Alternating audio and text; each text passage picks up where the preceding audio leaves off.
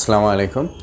আজকে আমরা সংশ্লেষ এবং নির্ভরণ বিশ্লেষণের নির্ভরণ অংশটা নিয়ে আলোচনা করব। এর আগে আমরা সংশ্লেষাঙ্ক নিয়ে আলোচনা করেছি। আজকে নির্ভরণ সমীকরণের যে কতগুলো বেসিক কনসেপ্টসগুলো আছে সেগুলো একটু ধারণা দেব। তা আমি একটা উদাহরণ দিচ্ছি, দেখো সবাই লক্ষ্য রাখো। এই উদাহরণটা আমি সংশ্লেষের ক্ষেত্রেও দিয়েছিলাম। তো বললাম যে ফসলের উৎপাদন তো অনেকগুলো চলকের সাথে সম্পর্কযুক্ত। যেমন আমি লিখেছি ভালো বীজ, কীটনাশক, সেচ, জমির উর্বরতা, সারের ব্যবহার, আবহাওয়া আর অন্যান্য উপাদানগুলো সবগুলোর প্রভাব কার উপরে পড়ছে? ফসলের উৎপাদন। তাহলে এইগুলো হচ্ছে কি কারণ, তাই না? এগুলো হচ্ছে কি আমার কি বলো? কারণ। এটাও একটা কারণ। এই সবগুলো হচ্ছে কি বলো? কারণ। ঠিক আছে, এই কারণগুলোকে বলা হচ্ছে স্বাধীন চলক। এই কারণ মানে কি হচ্ছে বলো? স্বাধীন চলক। ঠিক আছে। আর নির্ভরশীল কি হচ্ছে? এই সবগুলো কারণের প্রভাবটা কার উপর পড়ছে? ফসলের উৎপাদনের উপর। তো এই ফসলের উৎপাদনটা হচ্ছে কি কার্য। ঠিক আছে, কার্যটা কি হচ্ছে? ফসলের উৎপাদন। তো প্রশ্ন হলো যে আমরা জানি যে কারণ যদি জানা থাকে তাহলে কার্য সম্বন্ধে আমরা একটা ধারণা পোষণ করতে পারি। যেমন যদি তুমি এখন একটা পরীক্ষা দিলা, ভালো লেখাপড়া করলা, পরীক্ষা ভালো দিলা, তোমার রেজাল্ট কেমন হবে সে সম্পর্কে তুমি সম্ভাব্য একটা অনুমান করতে পারলা। অথবা আমি জানি যে তোমার কারো যদি জানা যায় যে 10,000 টাকা ইনকাম, তো সুতরাং তার ব্যয় সম্পর্কে আমার একটা ধারণা পাওয়া যাবে। কারো যদি 50,000 টাকা ইনকাম হয়, তার ব্যয় সম্পর্কে আমরা একটা ধারণা পোষণ করতে পারি। কারো যদি 1,00,000 টাকা ইনকাম হয়, তার ব্যয় সম্পর্কে একটা ধারণা আমরা পোষণ করতে পারি। তো দেখো এখন এই জমিতে ফসলের ভালো সব কিছু দেওয়া হলো, তো এই ফসলের উৎপাদন একটা গড়ে কেমন উৎপাদন হবে সে সম্পর্কে আমি একটা পূর্বাভাস দিতে পারি। ঠিক আছে, অর্থাৎ কারণগুলো জানা থাকলে পারে কার্য সম্বন্ধে আমি একটা ধারণা পোষণ করতে পারি। অর্থাৎ যদি কারোর আয় জানা থাকে তাহলে আমি ব্যয় সম্বন্ধে একটা ধারণা পোষণ করতে পারি। এটাই হলো নির্ভরণ। তাহলে সংশ্লেষে জাস্ট বলে যে সম্পর্ক, কিন্তু নির্ভরণে কি বোঝা যায়? যে কে কার উপরে নির্ভরশীল। এটা নির্ভরণ বিশ্লেষণ বা নির্ভরণ এটা আবিষ্কার করে স্যার ফ্রান্সিস গ্যালটন এটা আবিষ্কার করেন। তো যাই হোক, নির্ভরণে আমরা যেটুকু দেখি যে নির্ভরণ বিশ্লেষণের মাধ্যমে আমরা বুঝতে পারি কোনটা স্বাধীন চলক আর কোনটা অধীন চলক। যেমন ফসলের উৎপাদনটা এটা কি? অধীন চলক, তাই না? এই সবগুলোর প্রভাব বাকিগুলো সব হচ্ছে স্বাধীন চলক। তো যদি একটা জমিতে ভালো বীজ, সার, কীটনাশক, সারের ব্যবহার, আবহাওয়া সব যদি ভালো থাকে তাহলে ওই জমির ফসল সম্বন্ধে আমি একটা সম্ভাব্য অনুমান করতে পারি। সেটাই হলো গড়ে অনুমান করতে পারি, সেটাকে আমরা বলছি কি বলো? নির্ভরণ। তাহলে এর সংজ্ঞাটা যদি আমি দিই তাহলে কিভাবে লিখতে পারি আমরা?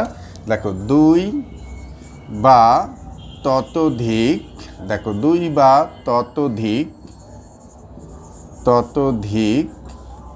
স্বাধীন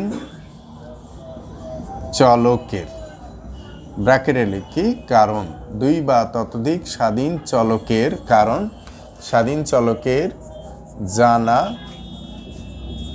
মানের ভিত্তিতে। দেখো, অধীন চলকের যেটাকে আমরা বলছি কি কার্য, অধীন চলকের গড় মান নির্ণয় করার প্রক্রিয়াকে দেখো নির্ভরণ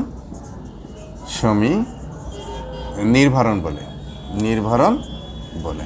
একটা বুঝে নাও যে 2 বা ততোধিক স্বাধীন চলকের জানা মানের ভিত্তিতে অধীন চলকের গড় মান সম্বন্ধে যে আমরা ধারণা পোষণ করি বা নির্ণয় করে থাকি সেটাকে আমরা কি বলছি বলো? নির্ভরণ। মনে থাকবে। তাহলে নির্ভরণের মূল বিষয়টা হলো কি? যে কারণ থেকে কার্য সম্বন্ধে একটা ধারণা পোষণ করা। আমরা আগেই বলেছি যদি কোনো কিছু কারণ জানা থাকে তাহলে আমি কার্য সম্বন্ধে অনুমান করতে পারি। তা আমাদের এখানে নির্ভরণের যে বিষয়টা আছে, অঙ্ক আসে, যেটা হলো নির্ভরণ সমীকরণ। ঠিক আছে, নির্ভরণ সমীকরণ। দেখো, হ্যাঁ দেখো, নির্ভরণ সমীকরণ বা রিগ্রেশন ইকুয়েশন। দেখো,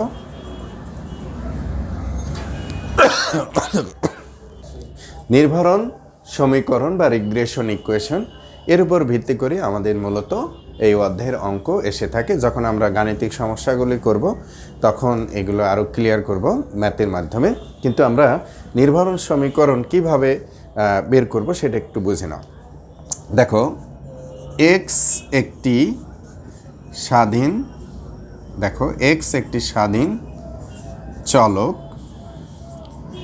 এবং ওয়াই অধীন চলক হলে দেখো এক্সের উপর ওয়াইয়ের নির্ভরণ সমীকরণ হবে। আবার বুঝে নাও, তাহলে এক্সের উপর ওয়াইয়ের নির্ভরণ সমীকরণ হবে ওয়াই সমান a1 প্লাস b1 এক্স। আচ্ছা একটু বুঝি, সমীকরণের বামে যেটা থাকবে সেটা হলো নির্ভরশীল চলক বা অধীন চলক, ঠিক আছে, আর ডানে যেটা থাকবে সেটা হলো কি বলো, স্বাধীন চলক।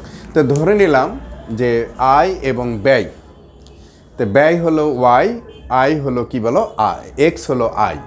তাহলে প্রশ্ন হলো যে ব্যয়টা নির্ভর করছে কার উপরে বলো, আয়ের উপরে বা এক্সের উপরে। তো যদি এক্সের মান বৃদ্ধি পায় তাহলে ওয়াইয়ের মানও বৃদ্ধি পাবে, আবার যদি এক্সের মান হ্রাস পায় তাহলে ওয়াইয়ের মানও হ্রাস পাবে। তাহলে ওয়াইয়ের ফর্মুলা হচ্ছে কি, সমীকরণের ফর্মুলা ওয়াই সমান a1 প্লাস b1 এক্স। প্রশ্ন হলো চলক হলো দুইটা, একটা এক্স আর একটা কি ওয়াই, এটা স্বাধীন চলক আর এটা কি অধীন চলক, বাকিগুলা কি হচ্ছে কনস্ট্যান্ট বা ধ্রুবক।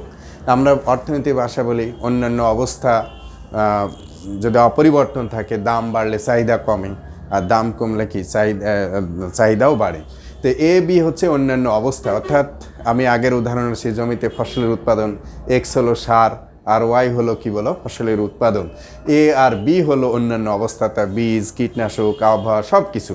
তো যাই হোক, তাহলে এই কনস্ট্যান্ট বা ধ্রুবকগুলো কি, তাহলে আমাকে এই সমীকরণ যদি বের করতে হয় তাহলে আমাকে প্রথমে জানতে হবে এর মান আর কি মান, বি এর মান।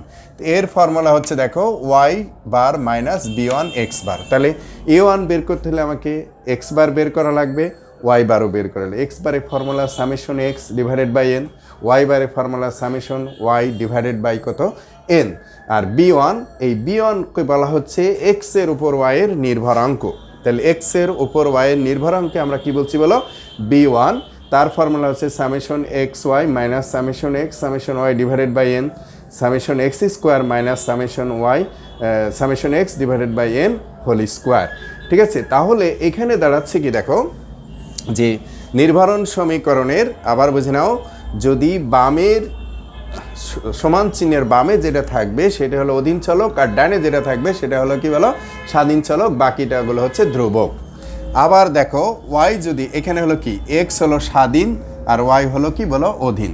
আবার ওয়াই স্বাধীন চলক হলে দেখো এক্সের উপর, দেখেছে কার উপরে বলো, এক্স স্বাধীন ওয়াইয়ের উপর এক্সের নির্ভরণ সমীকরণ হবে এক্স সমান দেখো a2 প্লাস b2 ওয়াই। ঠিক আছে, তো যাই হোক, কেউ a2 b2 আমার বোঝানোর জন্য আমি দিয়েছি, কেউ যদি a1 b1 না ইউজ করে হ্যাট ইউজ করতে পারে সেটা আলাদা ব্যাপার। আমি এটা দীর্ঘদিন পড়ানোর ফলে আমার এটা বোঝানোর সুবিধার্থে জন্য আমি a1 b1 এটা ইউজ করছি। এটা যার বোঝানোর মতন সে বোঝাতে পারে, কোনো সমস্যা নেই। আচ্ছা, তাহলে এখানে দেখো, তাহলে এখানে স্বাধীন চলক কোনটা, ওয়াই, আর হচ্ছে এক্স হলো অধীন চলক। তাহলে a2 আর b2 হচ্ছে কি বলো, ধ্রুবক।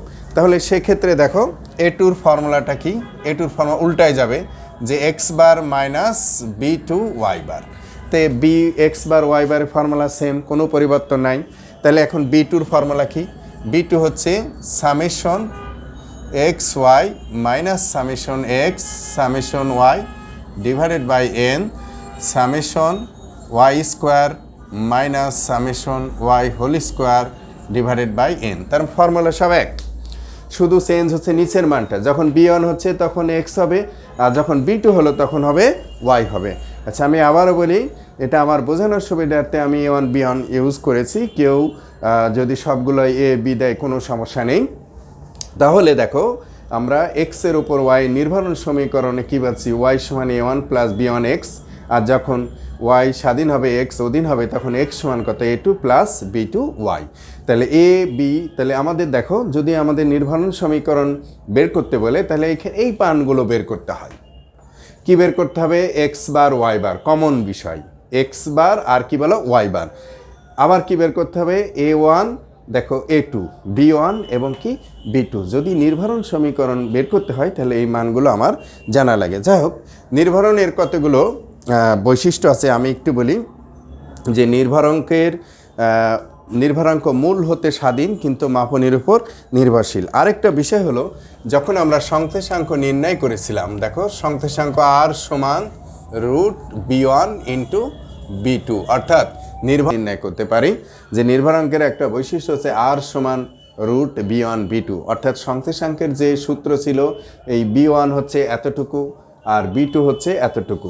অর্থাৎ যদি আমরা প্রশ্নে আছে নির্ভরাঙ্কের মাধ্যমে সংশ্লেষাঙ্ক নির্ণয় করো, তাহলে বি ওয়ান এবং বি টু বের করে সরাসরি আর এর মাধ্যমে আমরা কিন্তু সংশ্লেষাঙ্ক নির্ণয় করতে পারি। যাই হোক, এখানে আমাদের যে অধ্যায়গুলোকে সংশ্লেষ এবং নির্ভরণের বাংলাদেশের যে সমস্ত সিলেবাসগুলো আছে বা পরিসংখ্যান সংক্রান্ত যে সিলেবাস আছে, যেখানে যে অবস্থায় বাংলাদেশ সহ অন্যান্য যে কোনো জায়গার সিলেবাসে মূলত সংশ্লেষ এবং নির্ভরণ অর্থাৎ কোরিলেশন অ্যান্ড রিগ্রেশন এই চ্যাপ্টার সকল কোর্সের সাথে অন্তর্ভুক্ত বিষয় হিসাবে আছে। তো সুতরাং আমরা এই কোর্সটার যে মৌলিক ধারণা, যেমন হচ্ছে সংশ্লেষ সম্পর্কে ধারণা দিয়েছি এবং নির্ভরণ সম্পর্কে আমরা মোটামুটি একটা ধারণা দিয়েছি।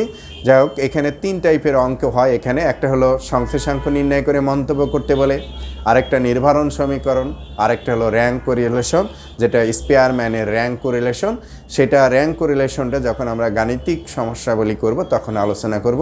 অর্থাৎ এখানে 3 টাইপের অঙ্ক আমাদের এখানে অধ্যায়ের মধ্যে আসবে। একটা সংশ্লেষাঙ্ক নির্ণয়, নির্ভরণ সমীকরণ নির্ণয় এবং র্যাঙ্ক সংশ্লেষাঙ্ক নির্ণয়। আমরা এই অঙ্কগুলো আমরা পরবর্তীতে বিভিন্ন লেকচারের মাধ্যমে তোমাদের দেওয়া হবে।